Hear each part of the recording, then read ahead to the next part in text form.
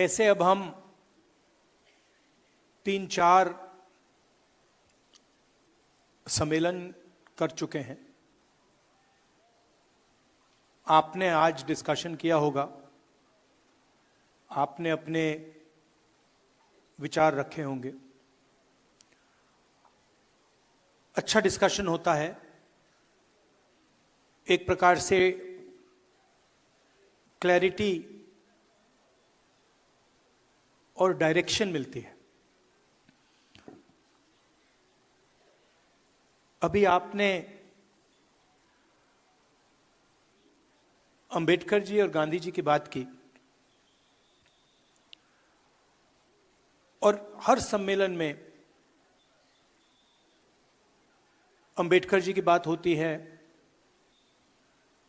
गांधी जी की बात होती है, शिवाजी महाराज, महात्मा फूले जी, सावित्री फूले जी, संत तुकाराम जी,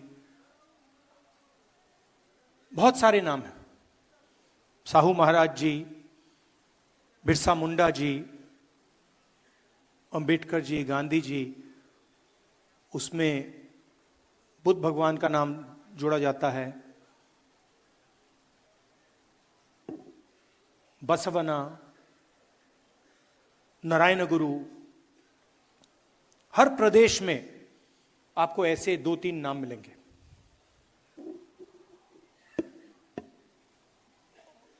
और फिर उनकी याद करते हैं हम। गांधी जी अमर रहें, अंबेडकर जी अमर रहें, हाथ जोड़ते हैं उनके सामने, माला लगती है। मगर सच्चाई है कि जब हम अंबेडकर जी की बात कर रहे हैं, गांधी जी की बात कर रहे हैं, तो हम एक व्यक्ति की बात नहीं कर रहे हैं।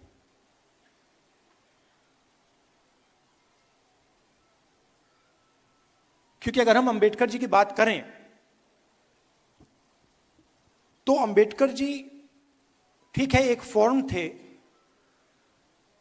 एक शरीर थे, मगर अंबेडकर जी के मुंह से सिर्फ उनकी आवाज नहीं निकलती थी। जब अंबेडकर जी बोलते थे तो करोड़ों लोगों की आवाज, करोड़ों लोगों की आवाज उनके मुंह से निकलती थी। अगर सिर्फ अंबेडकर जी की आवाज निकलती तो हम उनका याद नहीं करते। हम उनका याद इसलिए करते हैं क्योंकि जब अंबेडकर जी बोलते थे तो दूसरों का जो दुख था, दूसरों का जो दर्द था, वो उनके मुंह से निकलता था। मैंने उनकी किताबें पढ़ी हैं, चाहे एनालिसिस ऑफ सेल्फ हो, एनालिसिस ऑफ कास्ट हो, बुद्धिज्म पे काफी पढ़ा है। और जब आप अंबेडकर जी को पढ़ेंगे तो दिखता है कि यह व्यक्ति अपनी बात नहीं कर रहा है, यह व्यक्ति दूसरों की बात कर रहा है। और इस व्यक्ति के अंदर, जो हर नेता के अंदर लड़ाई होती है,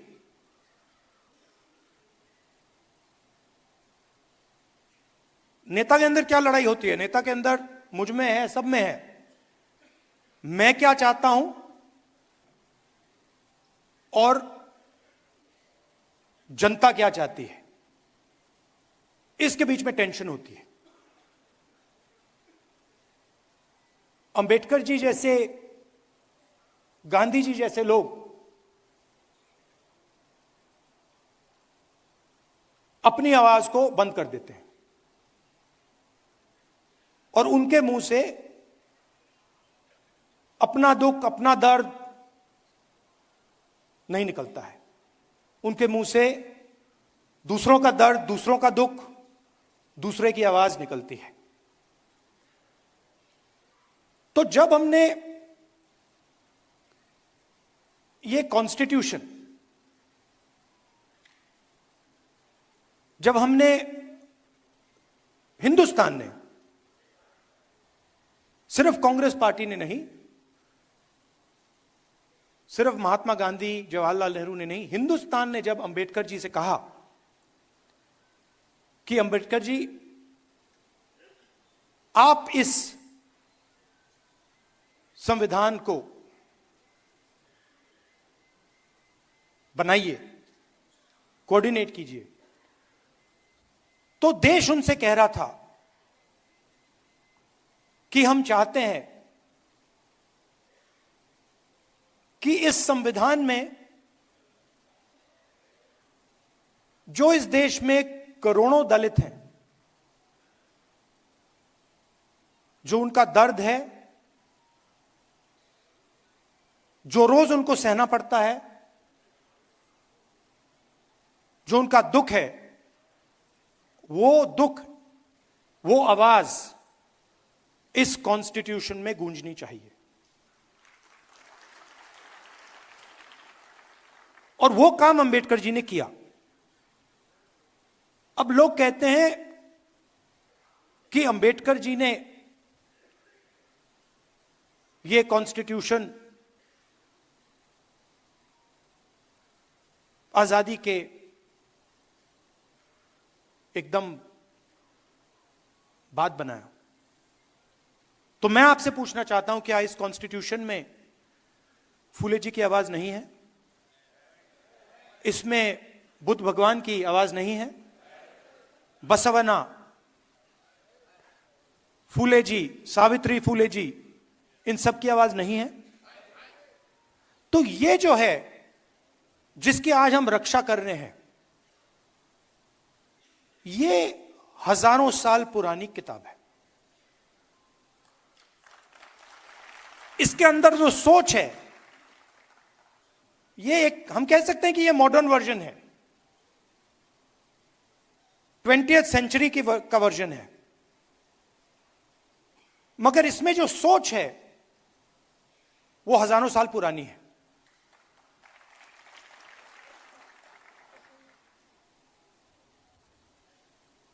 जो इसमें कहा जा रहा है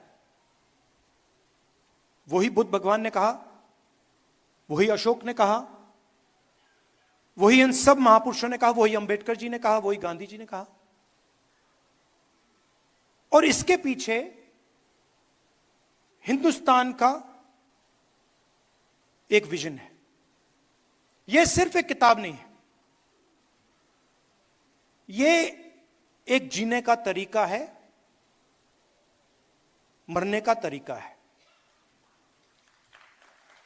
कि अगर हम जिएंगे, देश में जिएंगे, तो एक दूसरे का आदर करेंगे, रिस्पेक्ट करेंगे, और जितनी जगह हम चाहते हैं उतनी ही जगह हम दूसरे को देने के लिए तैयार होंगे। इसमें कहीं नहीं लिखा कि एक व्यक्ति हिंदुस्तान की पूरा धन, हिंदुस्तान की पूरी शक्ति, हिंदुस्तान का भविष्य छीन सकता है। इसमें लिखा है कि समानता होनी चाहिए, वन मैन वन वोट होना चाहिए, सबका आदर होना चाहिए, हर धर्म का आदर होना चाहिए, हर जात का, हर प्रदेश का, हर भाषा का आदर होना चाहिए। तो जब आरएसएस के लोग, बीजेपी के लोग इस पर आक्रमण करते हैं, तो सिर्फ इस किताब पर नहीं कर रहे हैं आक्रमण, वो हिंदुस्तान की आवाज पर आक्रमण कर रहे हैं।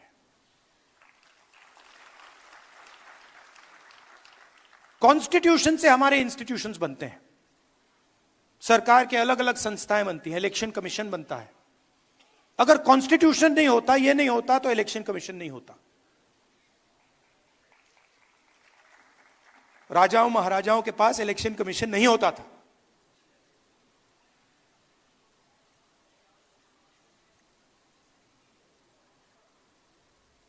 तो इससे हिंदुस्तान का education system, IIT, IIM, primary education system, secondary education system, यह सब निकलता है। पब्लिक अस्पताल यहां से आते हैं। इसको आप मिटा दीजिए, आपको एक पब्लिक अस्पताल नहीं मिलेगा, एक पब्लिक स्कूल नहीं मिलेगा, एक पब्लिक कॉलेज नहीं मिलेगा, सब गायब हो जाएगा।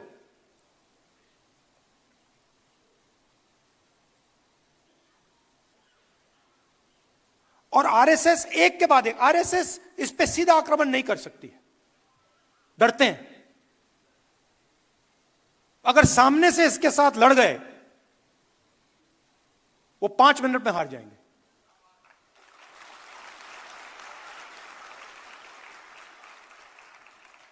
सामने से नहीं आ सकते। वो जानते हैं कि जिस दिन वो सामने से आ गए,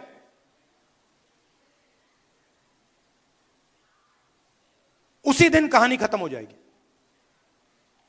तो छुप के आते हैं, अलग अलग शब्दों के पीछे छुप के आते हैं। विकास, प्रगति, इकोनॉमी, अलग अलग शब्दों के पीछे छुप के आते हैं, मगर लक्ष्य पीछे से इसमें छुरा मारने का है। अच्छा, दम होता तो आगे से आते, दम होता तो कहते भैया आ रहे हैं, और हम भी कहते भैया आ जाओ।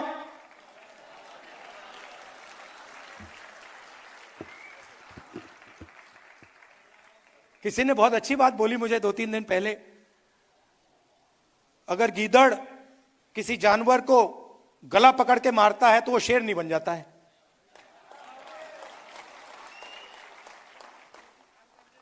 तो सामने से नहीं आते, पीछे से आते हैं, छुप छुप के आते हैं। शिशु मंदिर के पीछे छुपकर, एकलव्य स्कूल के पीछे छुपकर। सच्चाई है, मैंने अभी देखी, बड़ी सी बिल्डिंग है,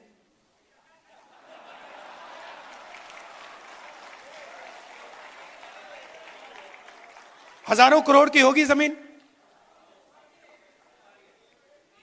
ये शिशु मंदिर का पैसा आया कहां से? ये मध्य प्रदेश की सरकार का पैसा है, राजस्थान की सरकार का पैसा है, बाकी प्रदेशों की सरकार का पैसा है, नेशनल हाईवे का पैसा है। उसको आप कह सकते हो विकास का पैसा है, गुजरात मॉडल का पैसा है, अंबानी अदानी का पैसा है। तो बीच में राहुल गांधी की आवाज नहीं, बीच में से एक और आवाज निकली। नहीं, वो दूसरी है, वो दूसरी वाली है। मगर बीच में मैं सुन रहा था। अब मेरा काम जनता की आवाज सुनने का है, तो मैं सुन रहा था। और पहले एक छोटी सी आवाज आई, छोटी सी थी, जाति जनगणना।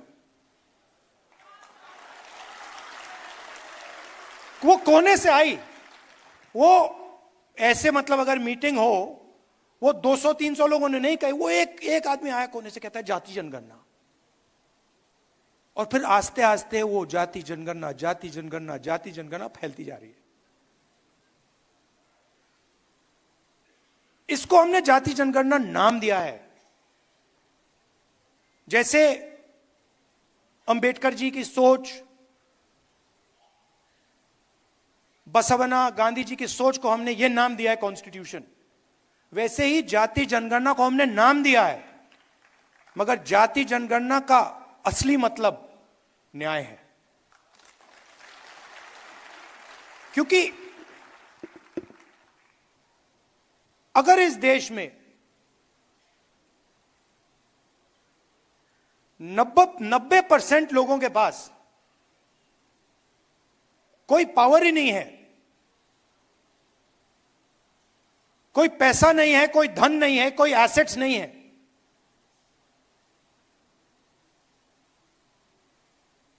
तो उनका क्या मतलब है? आपने कहा, यह शब्द बहुत यूज होता है आजकल, समानता, सॉरी, आदर, रिस्पेक्ट।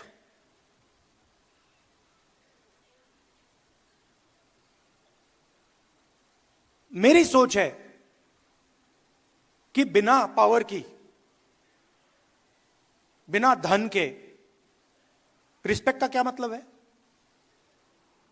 कोई भूखा मर रहा है, उसकी कोई सुनता नहीं है,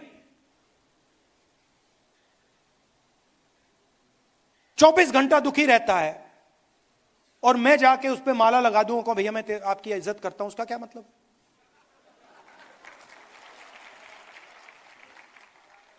उससे अच्छा उसे शक्ति दो, उसके लिए रास्ते खोलो, उसको थोड़ा सा धन दिलवाओ, उसको थोड़ी पावर दो, और फिर आपकी रिस्पेक्ट की जरूरत ही नहीं पड़ेगी। फिर वो अपने आप रिस्पेक्ट ले जाएगा, है ना?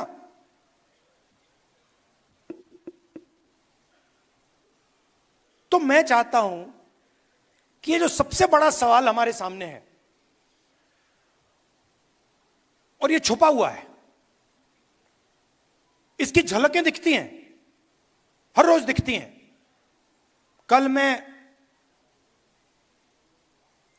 रायबरेली में, हमारी एक मीटिंग होती है, एमपीज की मीटिंग होती है,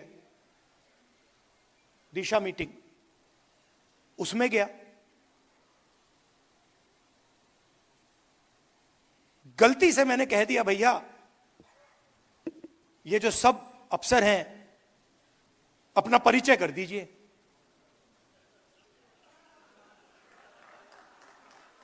गलती से कह दिया मैंने।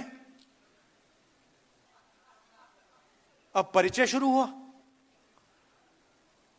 उसमें मुझे एक दलित नाम ना सुनाई दे, एक ओबीसी नाम ना सुनाई दे। फिर मैंने पता लगाया, मैंने अपने सेक्रेटरी से कहा, भैया ये इन सब के नाम निकालो और पता लगाओ इनमें से ओबीसी कितने हैं, दलित कितने हैं, आदिवासी कितने हैं, माइनॉरिटी के कितने हैं। झलक दिखी, 80%। एक दो कम्युनिटीज के, बाकी कोई नहीं। झलक दिखी। कभी कभी मैं गंगाराम अस्पताल चला जाता हूं, वहां पे दिखती है। वहां पे मैं ढूंढता हूं, भैया ये कोई दलित डॉक्टर दिख जाए मुझे, एक आदिवासी डॉक्टर दिख जाए मुझे, एक ओबीसी डॉक्टर दिख जाए। कॉर्पोरेट इंडिया में देखता हूं, भैया नाम मिल जाए एक। 500 कंपनियां हैं, 16 लाख करोड़ रुपया मोदी जी ने माफ किया है। 20-25 लोगों का मैं देखता हूं, भैया इनमें से एक मिल जाए दलित, एक आदिवासी यहां मिल जाए, एक जनरल कास्ट का गरीब मिल जाए, ओबीसी मिल जाए, कोई नहीं मिलता। तो अगर आप देखना चाहते हो, सब जगह दिखेगा।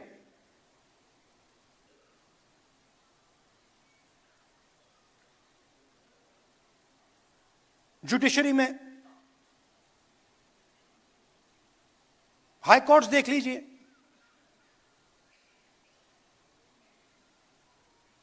बड़े बड़े अफसरों को देखिए, 90% हिंदुस्तान उसमें आपको दिखेगा ही नहीं। और आजकल तो मैं मतलब डेटा का टाइम है, मैं तो निकालता रहता हूं। मेरे पास लिस्ट है, कभी मैं आपको दिखा दूंगा, चौंक जाओगे आप लोग, ये हो क्या रहा है।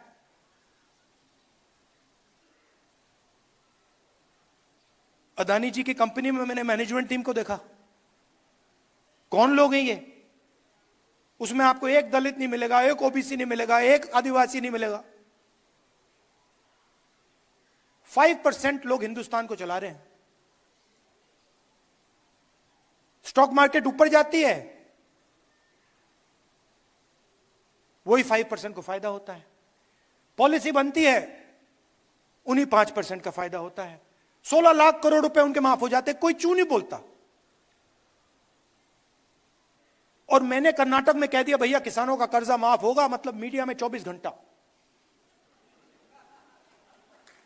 24 घंटा, ये देखो राहुल गांधी किसानों की आदत बिगाड़ रहा है, ये पागल हो गया, ये किसानों की आदत बिगाड़ रहा है। अच्छा भैया, आपने उन 25 लोगों की आदत नहीं बिगाड़ी कि 16 लाख करोड़ रुपए आपने पकड़ा दिए उनको।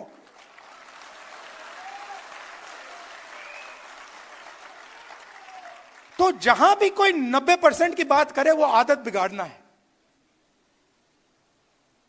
अलग अलग शब्द यूज होते हैं। किसान अगर अपना बैंक लोन वापस ना दे, उसको लाठी मार के जेल में डाल देते हैं, कहते हैं डिफॉल्टर हो तुम, कहते हैं ना। और अदानी जी 1 लाख करोड़ रुपए वापस ना दे तो उसको क्या कहते हैं?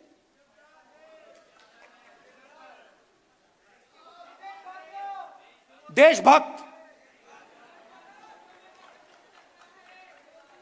एक को डिफॉल्टर बना देते हैं और दूसरे को बिजनेसमैन नाम दे देते हैं। वो बेचारा जेल चला जाता है और ये प्राइवेट हवाई जहाज में, मतलब विदेश जाता है। और इसको हिंदुस्तान में हम विकास कहते हैं। प्रगति, डेवलपमेंट, विकास, ये शब्द हैं। अरे भाई, किसका विकास, किसकी प्रगति, किसका डेवलपमेंट, ये भी बता दो।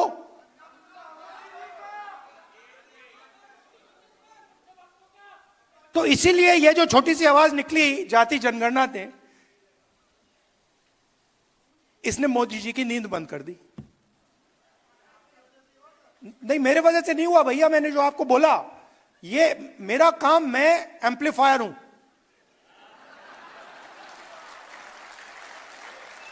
मेरा काम एम्पलीफिकेशन है। मेरा काम आपके पास आकर सुनने का है। मेरा काम, जो मेरा लक्ष्य है ना, उसको खत्म करने का, उसको मारने का है। जो मेरे अंदर लक्ष्य है कि भैया मुझे ये चाहिए, मुझे वो चाहिए, मुझे वो चाहिए, उसको मारने का है। मैं हर रोज सुबह उठकर उसको मारता हूं। और मेरा काम आपकी आवाज, जो हिंदुस्तान के गरीब लोग हैं, उनकी आवाज सुनने का है।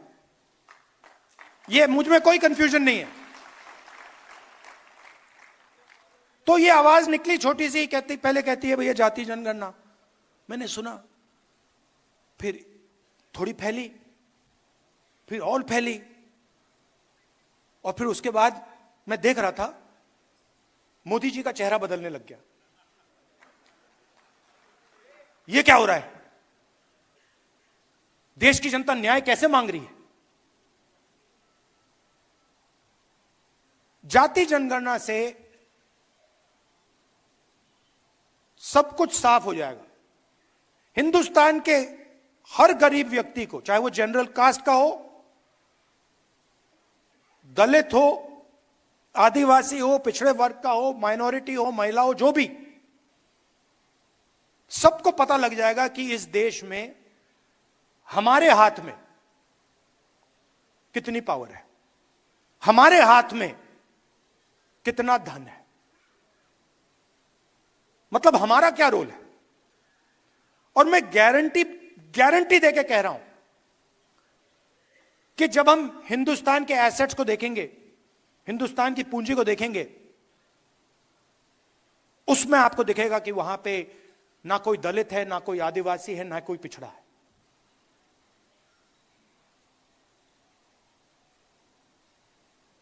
और ये जो जाति जनगणना है, ये जैसे मैंने आपसे कहा, ये किताब नहीं है, ये जीने का तरीका है, ये फिलॉसफी ऑफ लाइफ है। वैसे ही जाति जनगणना एक डेवलपमेंट का पैराडाइम है, एक डेवलपमेंट का तरीका है। कुछ दिन पहले एक दुनिया में एक बहुत बड़ा इकोनॉमिस्ट है, नाम नहीं लूंगा, वो इनइक्वालिटी पे काम करता है। तो मेरी उसके साथ बात हुई, मैंने उससे पूछा, वो प्रेजेंटेशन दिया उसने मुझे, और उसने मुझे कहा, राहुल, हिंदुस्तान दुनिया में सबसे अनइक्वल देशों में है। और फिर मैंने उनसे कहा, भैया आप एक बात बताइए, आपने हिंदुस्तान की एनालिसिस कर दी, आपने प्रेजेंटेशन दे दिया मुझे, मगर इस पूरे प्रेजेंटेशन में आपने एक बार जात शब्द का प्रयोग नहीं किया। मतलब जो इनइक्वालिटी का सोर्स है, जहां से इनइक्वालिटी निकल रही है, उसकी तो आपने चर्चा ही नहीं की।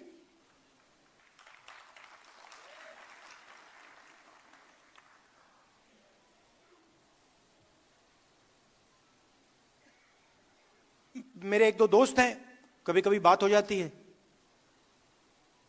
जनरल कास्ट के लोग हैं। तो एक दिन मेरा एक दोस्त कहता है, मुझे तो जात नहीं दिखती। मैंने कहा, तुझे कहां से दिखेगी?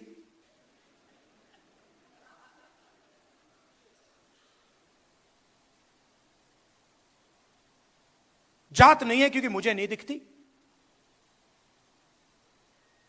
आपको नहीं दिखेगी वो। अगर आप उसको देखना चाहते हो तो आपको ढूंढना पड़ेगा, मगर दलित को नहीं ढूंढनी पड़ेगी। दलित को रोज दिखती है, पिछड़ों को रोज दिखती है, आदिवासियों को रोज दिखती है, महिलाओं को भी दिखती है। तो जाति जनगणना से क्लैरिटी आ जाएगी, नया पैराडाइम बनेगा। और इसीलिए बीजेपी के लोग, आरएसएस के लोग, मैं आपको बता रहा हूं, अभी वहां पे डिस्कशन चल रहा है जाति जनगणना के बारे में, बड़ी मीटिंग चल रही है, क्या पोजीशन लें, क्या कहना चाहिए। मैं कहना चाहता हूं, कुछ भी कर लो, जाति जनगणना होने वाला है। आपको जो डिस्कशन करने हैं, मीडिया में जो लिखवाना है लिखवा लो। हिंदुस्तान की जनता ने निर्णय ले लिया है, जाति जनगणना होगा, और ये 50% वाली जो आपने बना रखी है दीवार, इसको तोड़ा जाएगा।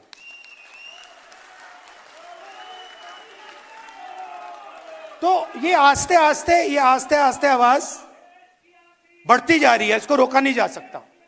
हमारा काम आपका काम एम्प्लीफिकेशन का है, समझाने का है कि देखिए, जाति जनगणना से संविधान बचेगा। अगर जनता को पता लग गया कि उनके साथ क्या अन्याय हो रहा है, तो वो एकदम इस किताब को पकड़ लेंगे और इसकी ये बच जाएगा। तो आप एम्पलीफायर हो, मैं भी एम्पलीफायर हूं, आप भी एम्पलीफायर हो। हमें देश को बताना है कि गरीबों के साथ, 90% लोगों के साथ इस देश में अन्याय हो रहा है, रोज होता है, और उसके खिलाफ हम सब लड़ रहे हैं। और पहले 2 कदम, जाति जनगणना और 50% की दीवार, यह है। अब मोदी जी कहते हैं, आपने सुना होगा, जब भी मैं जाति जनगणना की बात करता हूं, मोदी जी कहते हैं, देखिए राहुल गांधी देश को बांटने की कोशिश कर रहा है। कहते हैं ना, मैं देश को बता रहा हूं कि 90% लोग इस देश की प्रगति में शामिल ही नहीं है। मैं देश को बता रहा हूं कि कॉर्पोरेट इंडिया में, मीडिया में, जुडिशरी में 90% लोग हैं ही नहीं। 100% करेक्ट। अच्छा, अगर आपको देखना है, अगर आपको आदिवासी, दलित, पिछड़े लोग देखने हैं, मैं आपको बता दूंगा कहां मिलेंगे। जेल में, मनरेगा की लाइन में, मैन्युअल लेबर में। ये जो सड़कें बनती हैं, ये जो इमारतें बनती हैं, ये जो इमारत बनी है, ये 90% ने बनाई है। ये जो है ये 90% ने बनाया है, मगर इसका फायदा उसको नहीं मिला, इस इमारत का फायदा उसको नहीं मिला। बस तो यही सवाल है, यही सवाल मैं उठा रहा हूं और मुझे बहुत अच्छा लग रहा है, मजे आ रहे हैं मुझे। जहां भी जाता हूं मैं, मतलब खुशी से जाता हूं, आप जैसे लोगों से मिलता हूं। थिंकिंग एक ही है, आप मुझे समझते हो, मैं आपको समझता हूं। मतलब मैंने इतना लंबा भाषण दे दिया, मैं आपको कह रहा हूं अगर मैं यहां आके 2 मिनट बोल देता आप समझ जाते। जो मैंने आधे घंटे में बोला है आप 5 सेकंड में समझ जाओगे। सही पकड़े, आपकी नियत मेरी नियत साफ है।